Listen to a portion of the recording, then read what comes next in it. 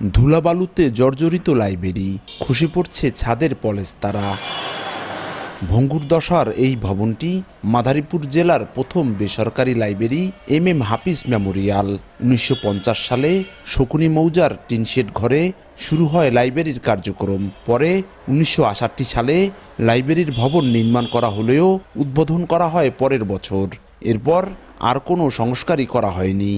মাঝে মাঝে ভেঙে পড়ে এবং কি বৃষ্টি পড়লে আষাঢ় মাসে সাধারণত এখানে প্রচুর পানি হয়। ভবনটা ঝুঁকিপূর্ণ, অত্যধিক ঝুঁকিপূর্ণ। আপনারা চাইলেই দেখতে পারতেছেন যে এখানে রডগুলো দেখা যাচ্ছে, উপরে আপনার সিমেন্ট ক্ষয়ে ক্ষয়ে পড়তেছে।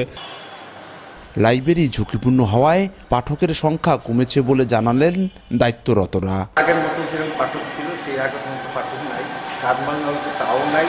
এখন এই একটা ঝুঁকিপূর্ণ একটা লাইব্রেরি হয়ে গেছে, ব্যাঙ্গা উপর তো ব্যাঙ্গা চিরা সিমেন্ট বালি ব্যাঙ্গা চিরা পরে, এই জন্য অনেকে এখানে আসে না।